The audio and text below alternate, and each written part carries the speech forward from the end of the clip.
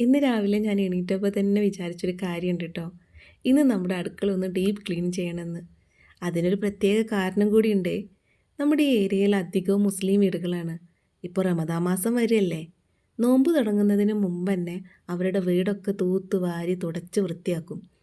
നനച്ചുളിപ്പണിയെന്നാണ് ഈ ഒരു വൃത്തിയാക്കലിന് അവർ പറയുക.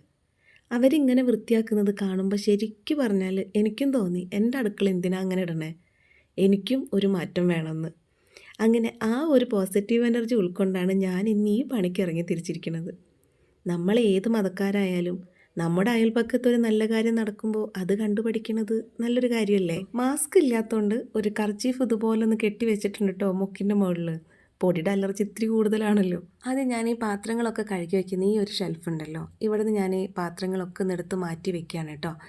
എനിക്ക് ഈ ഒരു ഭാഗത്ത് മാത്രമാണ് പാത്രങ്ങളൊക്കെ വെക്കാനുള്ള ഒരു ഏരിയ ഉള്ളത്. ഇതൊരു ചെറിയൊരു അടുക്കളയാണ്. അയൽപക്കത്തെ താത്തമാരൊക്കെ നോമ്പിന് മുന്നേ അവരുടെ ചെമ്പും പാത്രവും കലവും ഒക്കെ തേച്ച് മിനുക്കി വെളുത്ത് വെക്കും.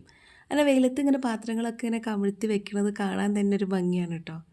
ഓരോ പാത്രങ്ങളും ഓരോ മൂലയിൽ നിന്ന് എടുക്കുമ്പോഴാണ് നമ്മൾ പോലും അറിയണത് ഇവിടെ ഇത്രയും പാത്രങ്ങൾ ഉണ്ടായിരുന്നു എന്ന്. ഓരോ ദിവസവും നമ്മൾ തിരക്ക് പിടിച്ചോടുമ്പോൾ പലത് എവിടെയെങ്കിലുമൊക്കെ അങ്ങ് തിരികെ വയ്ക്കും.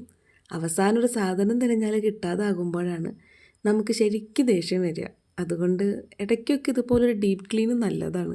ഞാൻ എല്ലായ്പ്പോഴും ഇതുപോലെ ഡീപ്പ് ക്ലീനൊന്നും ചെയ്യാറില്ല കേട്ടോ. ഞാൻ ഡീപ്പ് ക്ലീൻ ചെയ്യുക ഒന്ന് കർക്കിടക സംക്രാന്തി വരുമ്പോൾ, പിന്നെ ഒന്ന് ഇതുപോലെ നോമ്പ് മാസം വരുമ്പോൾ, പിന്നെ ശബരിമലയ്ക്കുള്ള വ്രതം ആരംഭിക്കുമ്പോൾ, അപ്പോഴൊക്കെയാണ് ഞാൻ ഇതുപോലെ ഡീപ്പ് ക്ലീൻ ചെയ്യാറ്. പലപ്പോഴും പണിയെടുത്ത് മടുപ്പ് വരുമ്പോഴേ ഞാൻ ആലോചിക്കാറുണ്ട്, എന്തിനാ അങ്ങനെ കഷ്ടപ്പെട്ട് എല്ലാം വൃത്തിയാക്കി വെക്കുന്നതെന്ന്.